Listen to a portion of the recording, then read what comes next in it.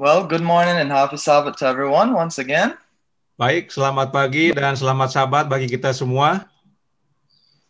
Today's message is entitled Gossip and Criticism. Pekabaran hari ini berjudul Gosip dan Mengkritik. Yes, and today's topic is very important for each one of us. This topic is not for a specific person. Pekabaran hari ini sangat penting bagi masing-masing kita, dan ini bukan untuk orang-orang tertentu. But it's for all of us. Ini untuk kita semuanya. Because each one of us are guilty of gossip and criticism. Sebab masing-masing kita bersalah melakukan gosip dan mengkritik. And so today we're going to look at what the Bible has to say about gossip and criticism. Karenanya hari ini kita akan melihat apa yang Alkitab nyatakan tentang gosip dan mengkritik. Today's message will be similar to the last one. It will be more like a Bible study. Pekabaran pada pagi hari ini mirip dengan yang sebelumnya, yaitu lebih kepada belajar Alkitab. Because there are many verses that I want us to look at that are very important. Sebab saya hendak menyampaikan banyak ayat-ayat Alkitab yang sangat penting bagi kita. And the first verse that we will be looking at today is Exodus 20:16. And this is the ninth commandment. Ayat pertama yang akan kita baca adalah Keluaran 20 ayat 16 yang merupakan hukum ke-9 dari 10 hukum. Saya baca, jangan mengucapkan saksi dusta tentang sesamamu. Okay, so now this is the ninth commandment. And in this commandment is where gossip and criticism falls. Ini adalah hukum yang ke-9 dan pada hukum inilah gosip dan mengkritik berhubungan. Thou shalt not bear false witness against thy neighbor. Jangan mengucapkan saksi dusta tentang sesamamu. So in other words, in essence, we are to guard our speech and what we say. Dengan kata lain, kita harus menjaga apa yang kita katakan atau sampaikan. Let us look at another verse. Mari kita lihat ayat berikutnya. James 3:6-8. Yakobus 3 ayat 6 sampai 8 berkata, lidah pun adalah api, ia merupakan suatu dunia kejahatan dan mengambil tempat di antara anggota-anggota tubuh kita sebagai sesuatu yang dapat menodai seluruh tubuh dan menyalakan roda kehidupan kita, sedang ia sendiri dinyalakan oleh api neraka. Semua jenis binatang liar, burung-burung, serta binatang-binatang menjalar, dan binatang-binatang laut dapat dijinakkan dan telah dijinakkan oleh sifat manusia. Tetapi tidak seorang pun yang berkuasa menjinakkan lidah. Ia adalah sesuatu yang buas, yang tak terkuasai, dan penuh racun yang mematikan. So brothers and sisters, the Bible is telling us that the tongue is a fire. Jadi saudaraku dalam Tuhan, Alkitab menyatakan bahwa lidah adalah api. It is set on fire of hell. Itu adalah dinyalakan oleh api neraka. It is evil and full of deadly poison. Dan itu adalah jahat, buas, dan penuh dengan racun yang mematikan. And also it tells us that it cannot be tamed. Dan dikatakan juga bahwa tidak dapat dijinakkan. So brothers and sisters, is the Bible talking about the tongue that speaks good things here? Jadi saudaraku dalam Tuhan, adakah Alkitab saat ini menyatakan lidah itu menyatakan sesuatu yang baik di sini? No, the Bible here is talking about the tongue that gossips, that criticizes, the evil tongue.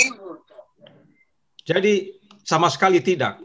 Alkitab menyatakan sini bahwa lidah itu menyatakan gosip, menyatakan kritik, ya, lidah yang jahat. So brothers and sisters, what then, or how can we then speak good things? How can we not have an evil tongue. Oleh karenanya itu, saudaraku dalam Tuhan, bagaimana caranya supaya kita tidak berkata-kata yang jahat, atau lidah kita bukanlah lidah yang jahat. Brothers and sisters, only God can give us the power to control our tongue. Saudaraku dalam Tuhan, hanya Allah yang dapat memberikan kuasa kepada kita untuk mengendalikan lidah kita. The first question I want to ask today is, what power is in the tongue? Pertanyaan pertama yang hendak saya tanyakan adalah, kuasa apa yang ada pada lidah?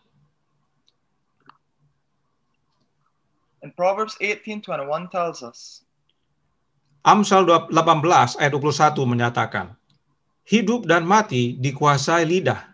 Siapa suka menggemakannya akan memakan buahnya. so brothers and sisters, with our tongue, we can speak words that destroy or words that give life.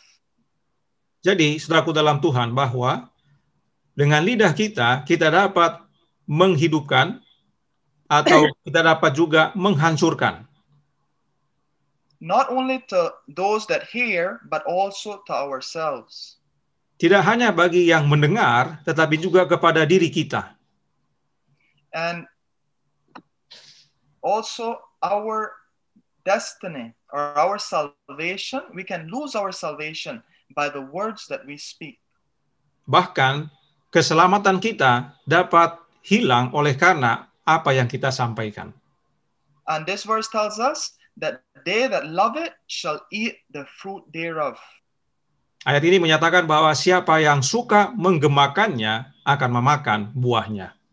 In other words, when we speak evil, we will reap evil. The results will be evil to us. Dengan kata lain, pada saat kita berbicara yang jahat, maka kita akan menuai yang jahat. Itu juga bagian kita. Another question I want to ask is, what is the index of, or our words are the index of what? Pertanyaan berikutnya adalah, kata-kata yang kita sampaikan, apakah yang dinyatakan oleh kata-kata tersebut? Matthew 12:34 gives us the answer. Jawabnya dalam Matius 12 ayat 34, hai kamu keturunan ular beludak, bagaimanakah kamu dapat mengucapkan hal-hal yang baik, sedang kamu sendiri jahat? Karena yang diucapkan mulut meluap dari hati. Brothers and sisters, this verse is telling us that our words are the index of what we are thinking and of our characters. Ayat ini menyatakan kepada kita, saudaraku dalam Tuhan, bahwa apa yang kita nyatakan, kata-kata kita adalah menyatakan apa yang dalam hati kita dan pikiran kita. If we gossip, it's not going to come from nowhere. It is because we are thinking about it. Jadi kalau kita menggosip, itu bukan karena datang dari luar atau dari mana, itu oleh karena kita memikirkannya dalam diri kita. What is Satan's attitude towards the church? Apa sikap setan kepada gereja? Revelation 12:10. Wahyu 12 ayat 10 berkata, dan aku mendengar suara yang nyaring di sorga berkata, sekarang telah tiba keselamatan dan kuasa dan pemerintahan Allah kita dan kekuasaan Dia yang diurapinya, karena telah dilemparkan ke bawah pendakwa saudara-saudara kita yang mendakwa mereka siang dan malam di hadapan Allah kita. So what is Satan called in this verse? Apa yang disebut tentang setan dalam ayat ini? He is called the accuser of the brethren. Dia disebut sebagai pendakwa dari saudara-saudara kita. And notice it says that he accused them before our God day and night. Bahkan dikatakan dia mendakwa saudara-saudara kita di hadapan Allah siang dan malam. Satan is the biggest gossiper. Setan adalah penggosip terbesar. And when we gossip and when we criticize, we are children of Satan. Pada waktu kita menggosip atau mengkritik, kita adalah anak-anak setan. And brothers and sisters, it's sad, but most of us, we do this. We gossip and we criticize. Saudaraku dalam Tuhan, adalah hal yang menyedihkan karena kita orang-orang yang menggosip dan mengkritik. So what kind of religion does the gossiper and the criticizer have? Jadi apakah agama yang dimiliki para penggosip dan pengkritik? James 1:26 tells us. Yakobus 1 ayat 26 berkata, jikalau ada seorang menganggap dirinya beribadah, tetapi tidak mengekang lidahnya, ia menipu dirinya sendiri, maka sia-sialah ibadahnya. So, when we gossip, our religion is vain. Jadi pada waktu kita menggosip, ibadah kita itu sia-sia. Brothers and sisters, a true Christian controls his tongue. Saudaraku dalam Tuhan, seorang Kristen yang sejati mengendalikan lidahnya. But when we think that we can gossip or we can criticize one another, we are deceived. Dan kalau kita berpikir bahwa kita dapat menggosip atau mengkritik satu sama lain, kita tertipu. The next verse is Proverbs 11:9. Ayat selanjutnya adalah Amsal 11 ayat 9. Berbunyi, dengan mulutnya orang fasik membinasakan sesama manusia, tetapi orang benar diselamatkan oleh pengetahuan. Brothers and sisters, notice there that it says the hypocrite with his mouth destroyeth his neighbor. Perhatikan saudaraku dalam Tuhan, dengan mulutnya orang fasik membinasakan sesama manusia dengan mulutnya. The way we hurt one another most is with our words. Kita menyakiti sesama kita lebih lagi dengan mulut kita. We don't destroy one another's reputation or name by physical fights. Kita tidak merusak reputasi atau nama sesama kita dengan secara fisik, but rather by speaking bad about one another. tetapi membicarakan hal yang buruk tentang satu sama lain. So this is how the gossiper destroys his neighbor. Jadi inilah para penggosip menghancurkan saudara-saudaranya. We'll continue looking at other verses that explain what a gossiper does by gossiping. Nah, ayat ini menjelaskan apa yang para penggosip lakukan dengan menggosip. Proverbs 16:27 and 28. Amsal 16 ayat 27 dan 28. Orang yang tidak berguna menggali lubang kejahatan, dan pada bibirnya seolah-olah ada api yang menghanguskan. Orang yang curang menimbulkan pertengkaran, dan seorang pemfitnah menceraikan sahabat yang karib. So by gossip, best friends are separated. Oleh karena gosip, sahabat karib menjadi terpisah, diceraikan. Notice what Proverbs 17:9 says. Perhatikan apa yang Amsal 17 ayat 9 katakan. Siapa menutupi pelanggaran, mengejar kasih, tetapi siapa membangkit-bangkit perkara, menceraikan sahabat yang karib. Brothers and sisters, sometimes we may do something. Kadang-kadang kita bisa saja berbuat sesuatu, and rather than being forgiven, the matter is repeated over and over. dan gantinya kita memaafkan atau mengampuni akan hal tersebut, kita ulang-ulang akan hal itu. And this is something that people love to do, to repeat things over and over and over again. Dan ini adalah kesukaan orang, suka membangkit-bangkit atau mengulang-ulang satu hal terus-menerus. And what happens? The Bible tells us it separates best friends. Dan apa yang terjadi? Alkitab berkata itu akan menceraikan sahabat yang karib. Brothers and sisters, when we hear that someone does something, whether it's true or not, we should not go repeating the matter. Saudaraku dalam Tuhan, pada saat kita mendengar kabar tentang seseorang, apakah itu benar atau tidak, kita jangan mengulang-ulanginya. We must rather forgive and forget the past. Kita lebih baik mengampuni dan melupakan akan masa lalu. Let us look at what Solomon also says about the gossiper in Proverbs 10:18. Salomo melanjutkan tentang penggosip dalam Amsal 10 ayat 18. Siapa menyembunyikan kebencian, dusta bibirnya, siapa mengumpat adalah orang bebal. So we see there that a gossiper is what? A fool. Jadi perhatikan di sini bahwa seorang penggosip adalah orang yang bebal. So brothers and sisters, let us not gossip. We must realize the Bible considers those that gossip fools. Oleh karenanya, saudaraku dalam Tuhan, mari kita jangan menggosip. Sebab Alkitab katakan penggosip itu bebal. And how is the gossiper's mouth, or how is the fool's lips?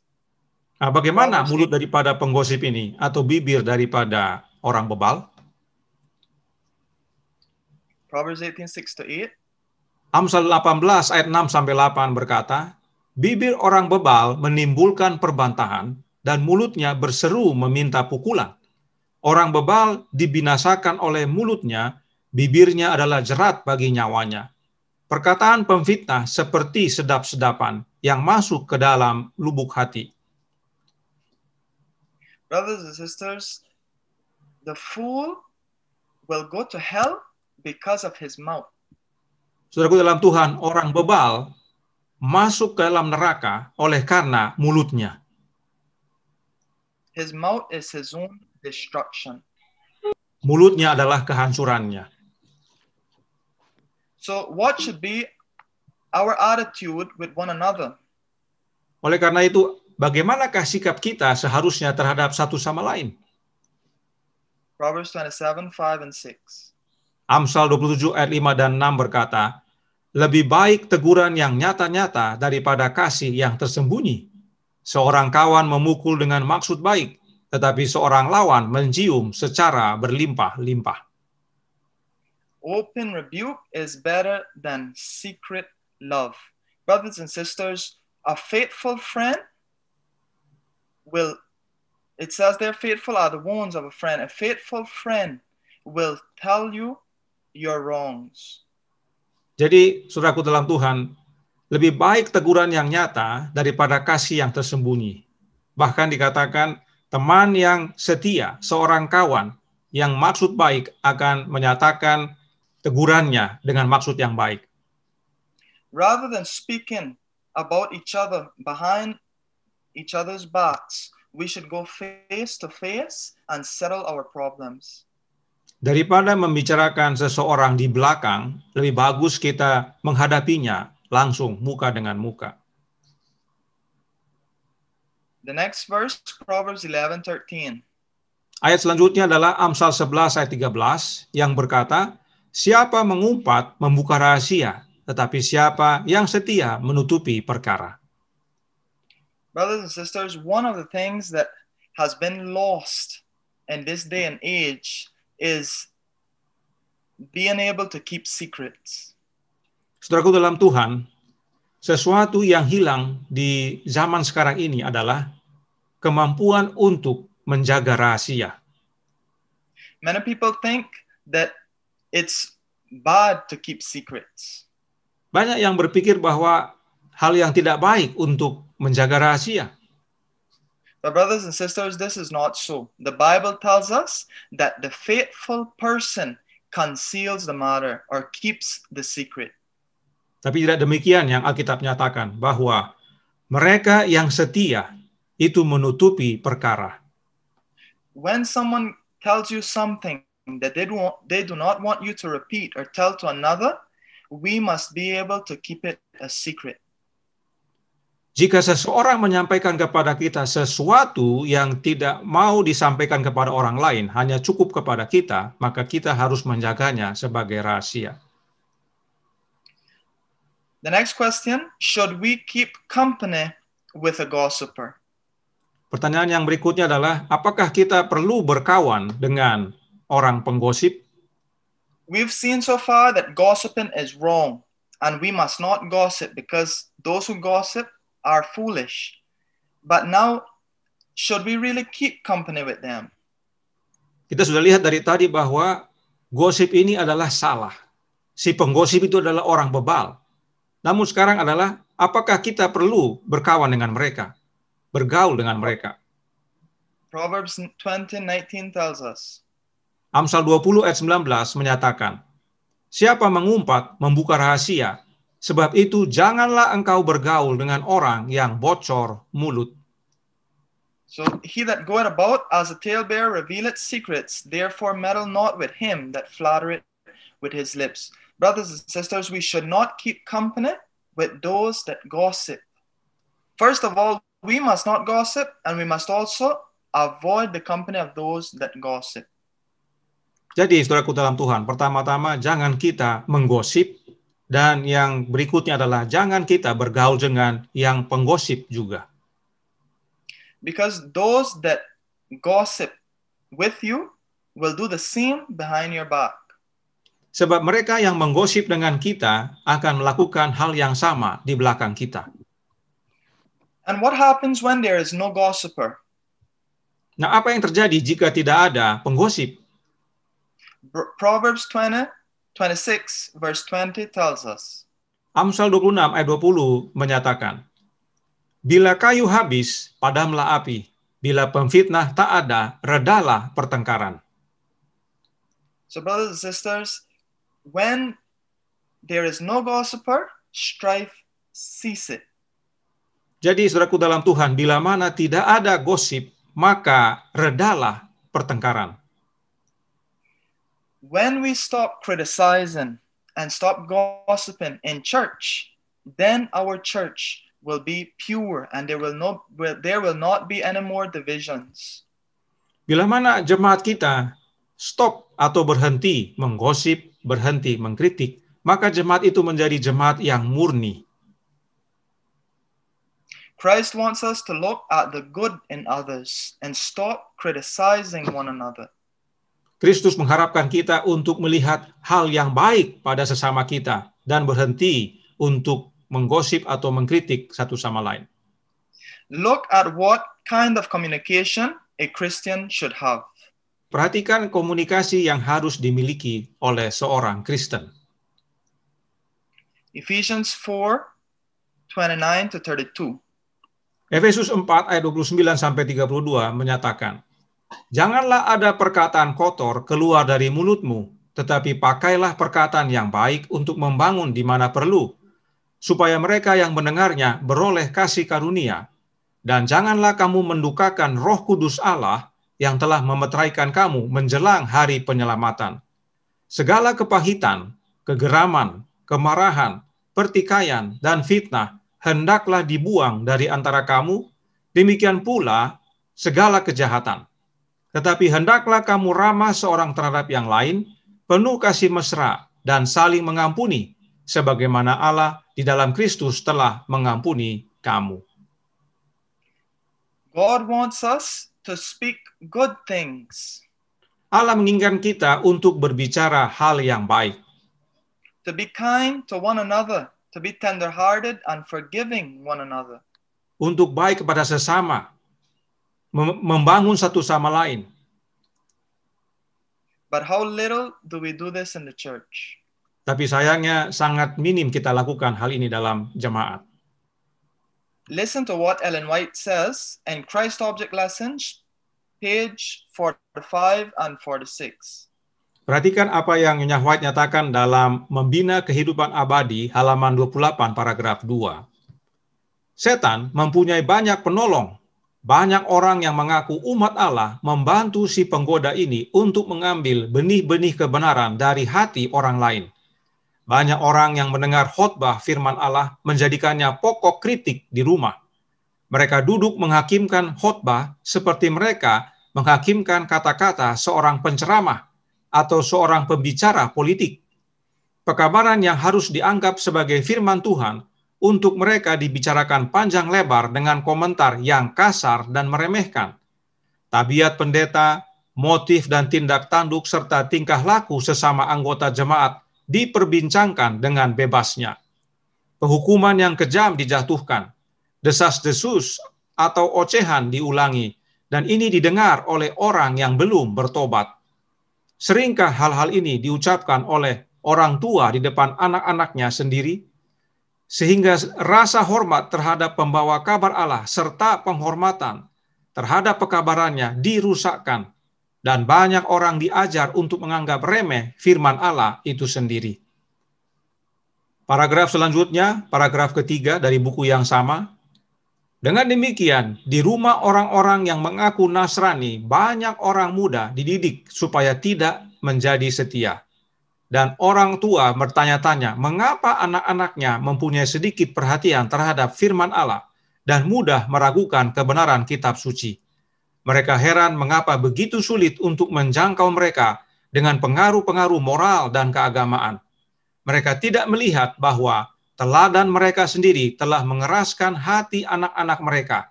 Benih yang baik tidak mendapat tempat untuk berakar, lalu setan mengambilnya. Ellen White says here that Satan has many helpers. Dikatakan oleh Nyonya White bahwa setan mempunyai banyak penolong. And who are the helpers? Dan siapa penolong setan? We are the helpers of Satan in many times. We go to church and we criticize what the preacher says, what the members do and say as well. Kita sering menjadi penolong setan. Kita pergi ke gereja, kita mengkritik pengkhotbah, demikian juga dengan sesama anggota kita. And what is the result? Dan apa hasilnya?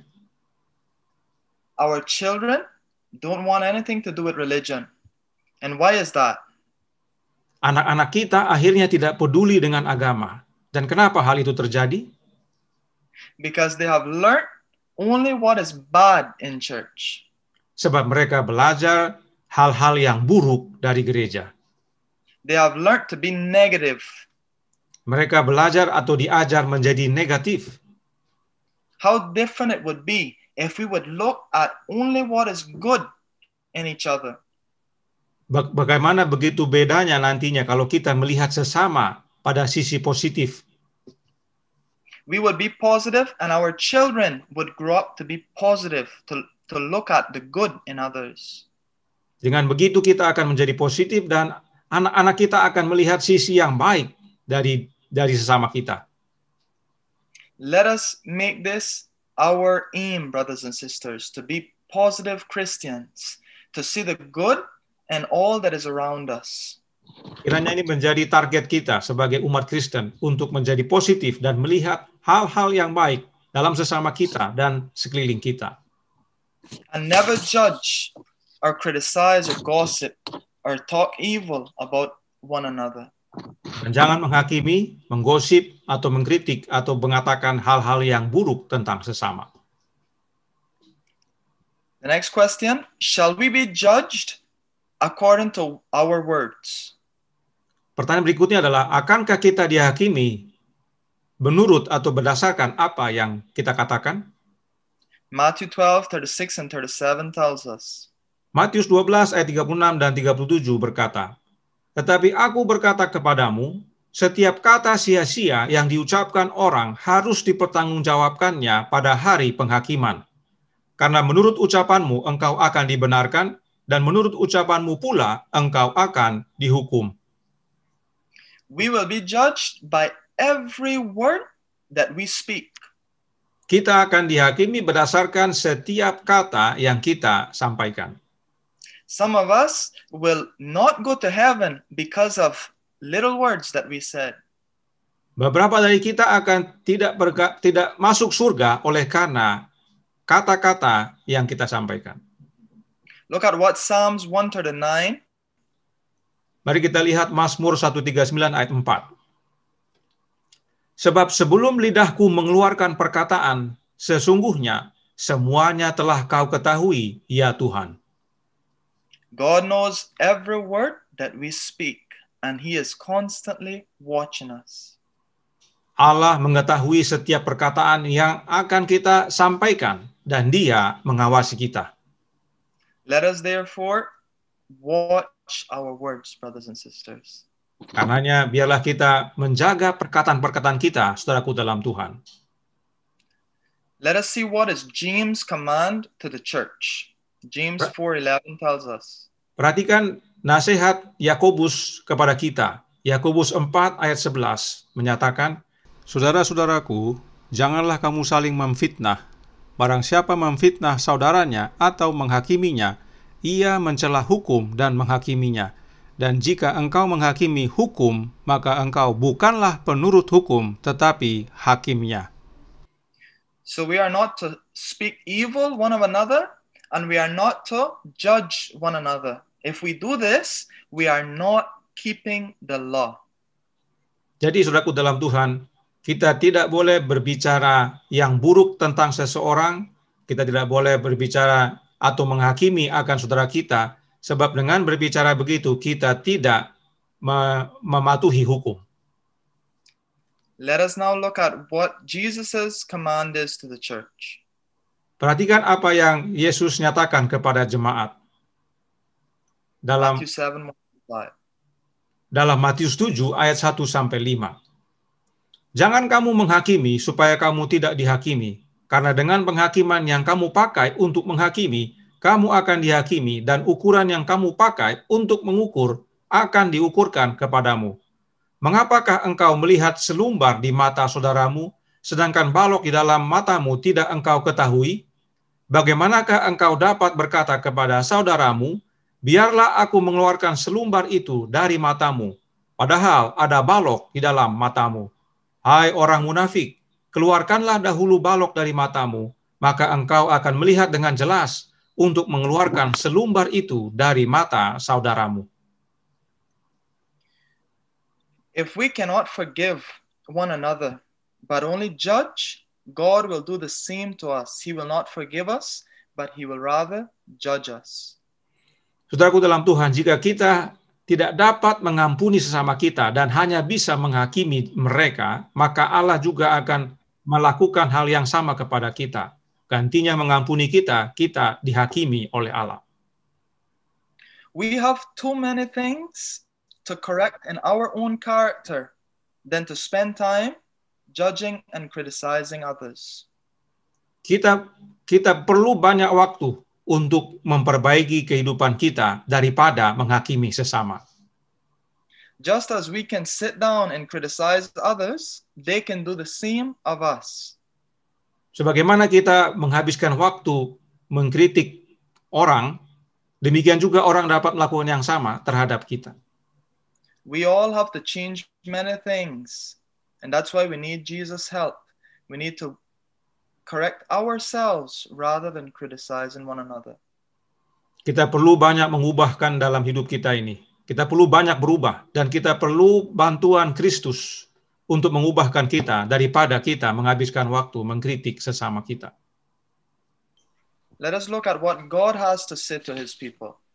Mari kita lihat apa yang Allah nyatakan kepada umat-umatnya. Leviticus 19:16. Imamat 19 ayat 16 berkata, "Janganlah engkau pergi kian kemari menyebarkan fitnah di antara orang-orang sebangsamu. Janganlah engkau mengancam hidup sesamamu manusia. Akulah Tuhan." Brothers and sisters, we see clearly here that God condemns gossiping. Saudara dalam Tuhan, di sini kita lihat dengan jelas bahwa Allah menghukumkan penggosip. God wants us to be good Christians, to love one another, and to stop gossiping and criticizing. Jadi Tuhan menginginkan kita untuk mengasihi satu sama lain dan berhenti menggosip dan mengkritik. Psalms 34:14 tells us, Mazmur 34 ayat 14 menyatakan, "Jagalah lidahmu terhadap yang jahat dan bibirmu terhadap ucapan-ucapan yang menipu." this is our duty. Inilah tugas kita. Now, brothers and sisters, I want us to look at what are the qualities of the person that will go to heaven. Mari kita lihat, saudaraku dalam Tuhan, kualitas apa yang dimiliki orang yang masuk surga. And these qualities are found in Psalms 15, 1-4. Dan itu terdapat dalam Mazmur 15 ayat 1-4 yang berbunyi, Mazmur Daud, Tuhan, siapa yang boleh menumpang dalam kemahmu? Siapa yang boleh diam dalam gunungmu yang kudus?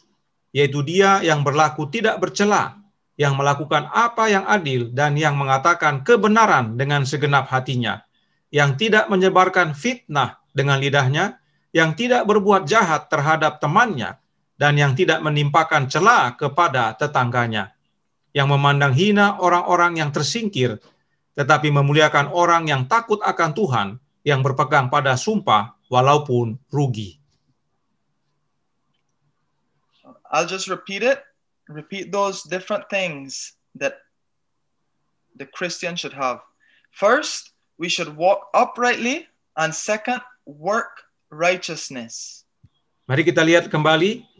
Yang pertama bisa lihat ayat 2, yang berlaku tidak bercela dan yang melakukan apa yang adil. And speak the truth in his heart. Kemudian mengatakan kebenaran dengan segenap hatinya. He that backbiteth not with his tongue. Yang tidak menyebarkan fitnah dengan lidahnya. Nor doeth evil to his neighbor. Yang tidak berbuat jahat terhadap temannya. Nor taketh up a reproach against his neighbor. Yang tidak menimpakan cela kepada tetangganya. Brothers and sisters, do you know what it means to take up a reproach against his neighbor? Saudaraku dalam Tuhan, pahamkah kita tentang apa maksud menimpakan cela kepada tetangga kita? We've seen so far that gossiping is bad and we must not talk evil one of another. Kita sudah lihat bahwa gosip itu adalah jelek, buruk, dan kita coba jangan berbicara hal-hal yang buruk tentang sesama kita. But what this is talking about is that we must not listen to gossiping. Dan ayat ini menyatakan bahwa kita jangan mendengar akan gosip. In other words, those who stop to listen to someone gossip also will not go to heaven. Jadi, bila mana kita tidak berhenti mendengarkan gosip, tidak akan juga masuk surga. And that's why it's important for us not to gossip and not to keep company with gossipers. Oleh karena itu penting bagi kita untuk tidak menggosip dan juga tidak bergaul dengan penggosip. And brothers and sisters, the last verse for today is Psalms 141:3. And this should be our prayer to God. Dan ayat terakhir pada pekabaran hari ini adalah Mazmur 141 ayat 3, dan kiranya ini menjadi doa kita kepada Allah, yang berkata, awasilah mulutku, ya Tuhan, berjagalah pada pintu bibirku. Brothers and sisters, the tongue cannot be tamed. Saudaraku dalam Tuhan, kita sudah lihat tadi bahwa lidah tidak dapat dijinakkan. But what is impossible for us is possible for God. Tapi apa yang mustahil bagi kita adalah dapat Tuhan lakukan. Only God can make us true and sincere Christians who only speak good one of another. Hanya Allah yang dapat menjadikan kita umat Kristen yang setia, yang tulus, dan berbicara yang baik terhadap sesama. Brothers and sisters, I hope that we have learned today how God considers gossiping and criticism. Kiranya, saudaraku dalam Tuhan, apa yang kita pelajari saat ini boleh memberikan kepada kita pelajaran tentang betapa buruknya gosip dan mengkritik itu. We will never have the unity that God wants His church to have unless we stop gossiping and criticizing one another. Kita tidak mungkin mewujudkan persekutuan dan persatuan yang Allah inginkan bagi jemaatnya, kecuali kita berhenti menggosip dan mengkritik satu sama lain. So brothers and sisters, let us reform our lives. This is something that we are all guilty of. Karenanya mari kita semua mengubahkan hidup kita, sebab kita semua bersalah akan hal ini. let us make it a habit that rather than looking at the bad in others, let us speak of the good things we see in each person that we meet. Mari menjadi suatu kebiasaan bagi kita untuk melihat hal yang baik pada orang lain, gantinya melihat yang buruk tentang orang itu. Always remember that your words have the power of life or death. Ingat bahwa perkataan kita mempunyai kuasa untuk hidup dan juga mempunyai kuasa untuk kematian.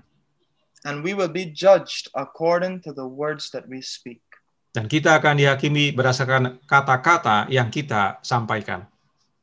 So it is my prayer that we may become the church that God wants us to be that united people who love one another and are waiting for Jesus' second return. Adalah doa saya agar kita sebagai umat Allah menjadi jemaat yang Allah harapkan bersatu untuk saling mengasihi, setia sampai Yesus datang menjemput kita semua. Let us have a word of prayer. Mari kita berdoa.